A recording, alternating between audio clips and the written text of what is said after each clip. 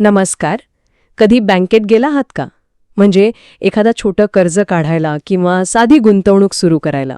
ते अर्ज, ती कागदपत्र आणि सगळ्यात शेवटी मिळणारे व्याजदर. असं वाटतं की आपल्याच पैशांसाठी आपण कोणाची तरी परवानगी मागतोय. आज आपल्यासमोर एका कंपनीचं माहितीपत्रक आहे जे या सगळ्या त्रासाला एक पर्याय असल्याचा दावा करतं. नाव आहे मनी क्लब. तर आज आपलं काम सोपं आहे. या माहितीपत्रकात केलेल्या दाव्यांची चिरफाड करायची आणि हे मनी क्लब प्रकरण नक्की काय आहे ते समजून घ्यायचं. आणि हे लक्षात ठेवायला हवं की हा माहिती स्रोत कंपनीचा स्वतःचा आहे. त्यामुळे आपलं काम फक्त वर्णन करणं नाही, तर त्यातील प्रत्येक शब्दाचा खरा अर्थ शोधणं आहे. हो, आणि ही संकल्पना मुळातूनच खूप रंजक आहे, कारण ती पूर्णपणे नवीन नाहीये. आपल्याकडे वर्षानुवर्षे चालत आलेली भिशी किंवा कमिटीची जी पद्धत आहे त्याचंच हे एक डिजिटल बाळ आहे. पण या बाळाच्या हातात तंत्रज्ञानाचं आणि AIचं खेळणं दिलंय.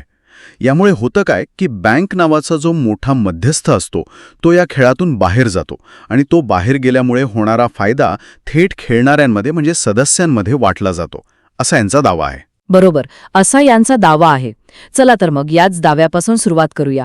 माहितीपत्रकात काही आकडे दिले आहेत जे लक्ष वेधून घेतात.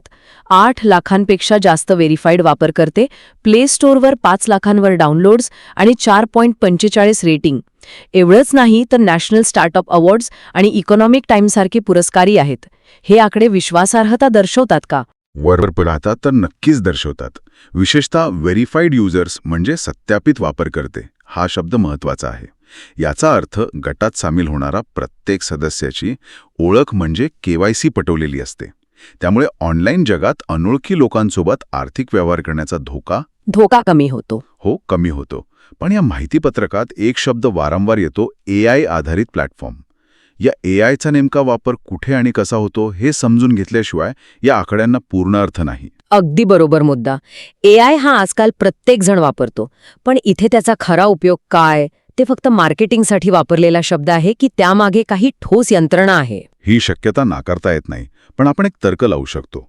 जेव्हा एखादा नवीन सदस्य नोंदणी करतो आणि आपली पॅन, उत्पन्न अशी माहिती देतो, तेव्हा AI त्या माहितीचं विश्लेषण करत असावं. वापरकर्त्याचा पायलट क्लबमधील वर्तनावरून, म्हणजे तो वेळेवर पैसे भरतो का, यावरून त्याचा एक रिस्क प्रोफाईल तयार केला जात असावा. अच्छा. आणि याच प्रोफाईलच्या आधारे त्याला कोणत्या मोठ्या क्लबमध्ये प्रवेश द्यायचा हे ठरवलं जात असावं. म्हणजे समान आर्थिक स्तरावरचे आणि विश्वासार्हतेचे लोक एकत्र येतील याची काळजी घेतली जाते. हे एक प्रकारचं डिजिटल सावधगिरीचं पाऊल आहे. म्हणजे AI इथे एका हुशार मध्यस्थाची भूमिका बजावतं जो लोकांना एकत्र आणतो. ठीक आहे, हे तर झालं संकल्पनेबद्दल. पण खरी गंमत तर याच्या कार्यपद्धतीत आहे. ती म्हणजे बोली प्रक्रिया. ही प्रक्रिया खूपच वेगळी वाटतेय. उदाहरणासह समजावून सांगाल का? नक्कीच. समजा आपण 10 जणांचा एक गट तयार केला आणि प्रत्येकाने महिन्याला ₹1000 जमा करायचं ठरवलं. म्हणजे आपल्याकडे एकूण ₹10,000 जमा झाले. आता या 10 जणांपैकी कुणाला तरी पैशांची तातडीची गरज आहे. इथेच बोली प्रक्रिया सुरू होते. एक मिनिट, म्हणजे इथे जिंकणारा सर्वात जास्त बोली लावत नाही, तर सर्वात जास्त पैसे सोडायला तयार असतो. ही तर लिलावाची उलटी प्रक्रिया झाली. जो सगळ्यात कमी रक्कम स्वीकारायला तयार आहे तो जिंकतो. अगदी बरोबर. तुम्ही अचूक शब्द पकडला, उलटा लिलाव. समजा एका सदस्याला पैशांची खूप गरज आहे. तो म्हणेल, मला 10,000 ऐवजी ₹9,500 मिळाले तरी चालतील. दुसरा, ज्याला त्याहून जास्त गरज आहे, तो म्हणेल, मला ₹9,200 ही चालतील. जो सदस्य सर्वात कमी रक्कम स्वीकारेल, उदाहरणार्थ ₹9,000, तो ती फेरी जिंकेल. मग गटातील बाकीचे 9 सदस्य आणि तो स्वतः असे सगळेजण आपापल्या हिस्स्याचे ₹1,000 त्या जिंकलेल्या सदस्याच्या खात्यात UPIने थेट जमा करतील. आणि त्याने जे ₹1,000 सोडून दिले त्याचं काय होतं? तीच तर यामागची खरी गंमत आहे. ते सोडलेले ₹1,000, ज्याला डिस्काउंट म्हटलं जातं, ते गटातील इतर 9 सदस्यांमध्ये समान वाटले जातात. म्हणजे प्रत्येकाच्या खात्यात अंदाजे ₹111 जमा होतात. हाच त्यांचा त्या महिन्याचा परतावा किंवा नफा असतो. आणि ज्या सदस्याने एकदा पैसे उचलले तो पुन्हा बोली लावू शकत नाही, पण त्याला शेवटपर्यंत गटात पैसे भरावे लागतात. आणि जो शेवटपर्यंत पैसे उचलत नाही त्याला सर्वाधिक फायदा होतो असं माहितीपत्रकात म्हटलंय. ते का? कारण तो प्रत्येक फेरीत प्रत्येक महिन्यात जिंकणाऱ्या सदस्याने सोडलेल्या रकमेचा एक छोटा हिस्सा मिळवत असतो. महिन्याला हे छोटे छोटे नफे जमा होऊन शेवटच्या महिन्यात त्याला मूळ रकमेपेक्षा बरीच जास्त रक्कम मिळते. त्याने संयम ठेवल्यामुळे त्याला सर्वाधिक परतावा मिळतो. पण मला इथे एक प्रश्न पडतो. जो सदस्य सगळ्यात कमी रक्कम घेतो, म्हणजे जो सर्वाधिक डिस्काउंट देतो, तोच जिंकतो. याचा अर्थ ज्याला पैशांची सगळ्यात जास्त गरज आहे त्यालाच सर्वात जास्त व्याज, म्हणजे प्रभावी व्याजदर द्यावा लागतो. ही एक प्रकारे गरजू व्यक्तीची पिळवणूक नाही का? हा खूप महत्वाचा आणि नैतिक प्रश्न आहे. याकडे दोन बाजूंनी पाहता येईल. एकीकडे तुम्ही म्हणता ते खरं आहे, गरज जास्त तितका खर्च जास्त.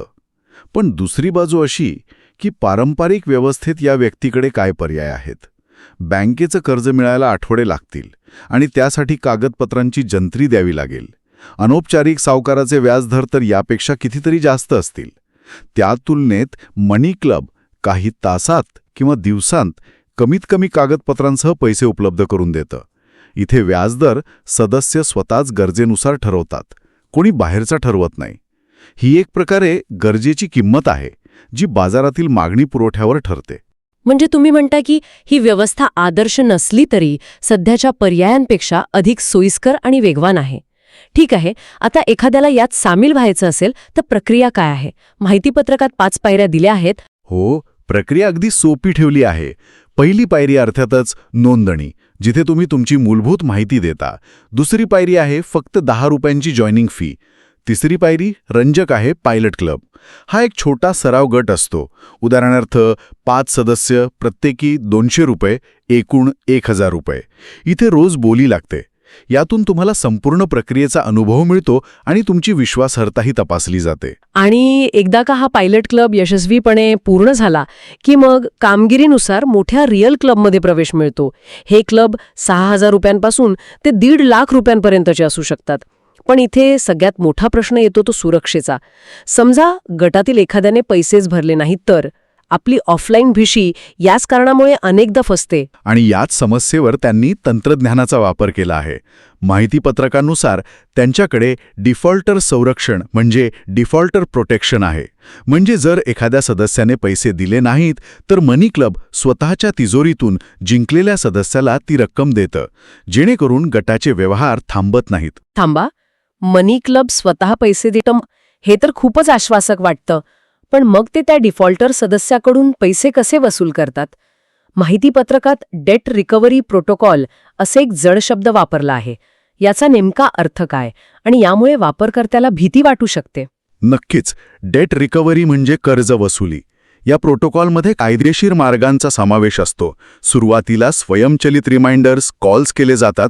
तरीही पैसे न भरल्यास कायदेशीर नोटीस पाठवली जाऊ शकते आणि याचा परिणाम त्या सदस्याच्या क्रेडिट स्कोअरवरही होऊ शकतो, ज्यामुळे त्याला भविष्यात इतर ठिकाणाहून कर्ज मिळणं कठीण होईल. थोडक्यात हे प्रकरण ते गांभीर्याने घेतात, ज्यामुळे इतर सदस्य सुरक्षित राहतात. अगदी. म्हणजे नियम मोडल्यास त्याचे परिणाम आहेत. हे तर झालंच, पण अजून काही वैशिष्ट्ये आहेत का जी या प्रक्रियेला पारदर्शक बनवतात? हो, 2 लहान पण महत्वाची वैशिष्ट्ये आहेत.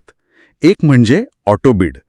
समजा एखाद्या फेरीत कोणीच बोली लावली नाही तर गटाचं काम थांबू नये म्हणून ॲपचा अल्गोरिदम आपोआप किमान बोली लावून प्रक्रिया पुढे नेतो. दुसरा आहे सुपर टायमर. बोलीच्या शेवटच्या 1 मिनिटात जर कोणी नवीन बोली लावली तर वेळ आपोआप 1 मिनिटाने वाढतो. अच्छा, म्हणजे शेवटच्या क्षणी येऊन कोणी डाव जिंकू शकत नाही. सगळ्यांना विचार करून बोली लावायला समान संधी मिळते. बरोबर. आता येऊया सगळ्यात आकर्षक दाव्याकडे, परतावा. माहितीपत्रक म्हणतं की बँकेच्या आरडीमध्ये जिथे 6-7% वार्षिक व्याज मिळतं तिथे मनी क्लबमध्ये 13% ते 36% पर्यंत वार्षिक परतावा मिळू शकतो. हा आकडा ऐकून थोडा धक्काच बसतो. हे इतकं चांगलं आहे की खरं वाटत नाही. यात नक्कीच काहीतरी गोम असणार. यात पैसे गमावण्याचा धोका किती आहे? तुमचा संशय अगदी योग्य आहे. कोणताही गुंतवणूकदार जो हाय रिटर्न्स ऐकतो त्याने पहिला प्रश्न हाय रिस्क काय आहे हाच विचारायला हवा. इथे गोम किंवा कॅच हाच आहे की हा परतावा गॅरंटीड नाहीये. तो पूर्णपणे गटातील सदस्यांच्या वर्तनावर अवलंबून आहे. जर तुमच्या गटातील सदस्यांना पैशांची जास्त गरज असेल आणि ते जास्त डिस्काउंट देऊन पैसे उचलत असतील तर तुमचा परतावा 36% किंवा त्याहून जास्तही होऊ शकतो. पण जर गटात सगळीच बचत करणारे असतील आणि कोणी पैसे उचललेच नाहीत तर परतावा कमी होईल. आणि पैसे गमावण्याचा धोका? समजा मनी क्लब ही कंपनीच बंद झाली तर हे पैसे बँकेसारखे विमा संरक्षित आहेत का? नाही, हा सगळ्यात मोठा फरक आणि धोका आहे. हे पैसे कोणत्याही सरकारी विमा योजनेअंतर्गत संरक्षित नाहीत, त्यामुळे जर प्लॅटफॉर्मच कोसळला तर धोका आहे. पण इथे गोष्ट लक्षात घ्यायला हवी, यांचं मॉडेल पीअर टू पीअर म्हणजे P2P आहे, म्हणजे पैसे सदस्यांच्या एका खात्यातून थेट दुसऱ्या सदस्याच्या खात्यात जातात. मनी क्लब स्वतःकडे सदस्यांचे पैसे ठेवत नाही. अच्छा. ते फक्त एक व्यासपीठ आणि नियंत्रक म्हणून काम करतात. त्यामुळे कंपनी बंद पडल्यास जो धोका असतो तो काही प्रमाणात कमी होतो, पण तो शून्य आहे असं मुळीच नाही. म्हणजे गुंतवणूकदाराने डोळे झाकून विश्वास ठेवण्याऐवजी हे धोके समजून घेऊनच यात पाऊल टाकायला हवं.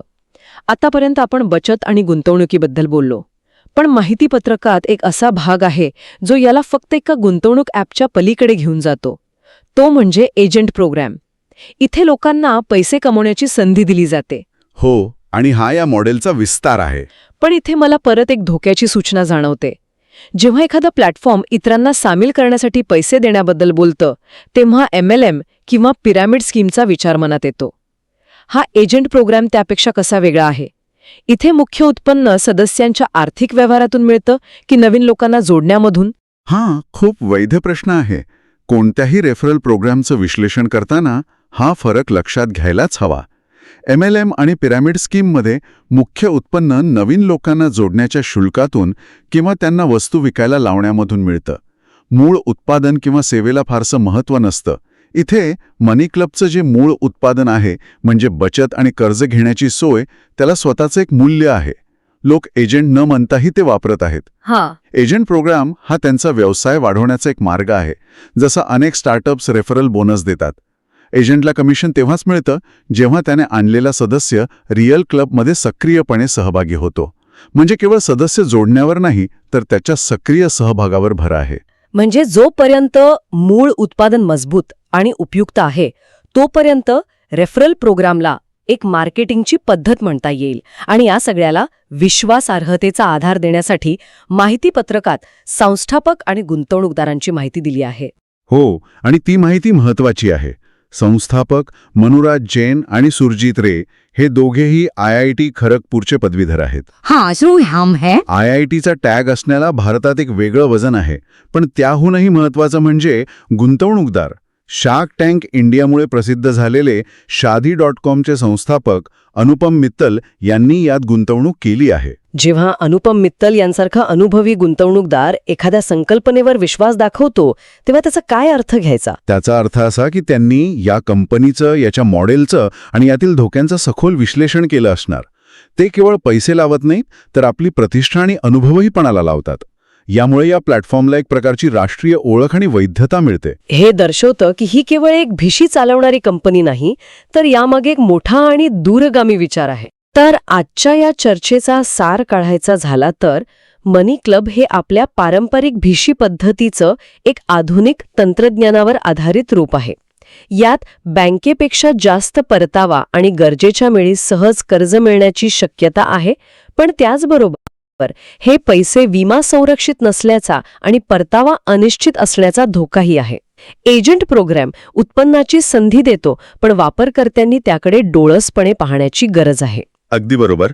आणि मला वाटतं ही संकल्पना केवळ एका ॲपपुरती मर्यादित नाही, ती आर्थिक व्यवहारांच्या भविष्याकडे एक महत्त्वाचा संकेत देते. तंत्रज्ञानाच्या मदतीने समुदाय आधारित आर्थिक मॉडेल पारंपरिक बँकिंगला एक शक्तिशाली पर्याय म्हणून कसं उभं राहतंय हे यातून दिसतं. इथे लोकांचा एकमेकांवरचा विश्वास हाच पाया आहे, आणि तंत्रज्ञान त्या विश्वासाला एक सुरक्षित आणि पारदर्शक व्यासपीठ पुरवण्याचं काम करतं.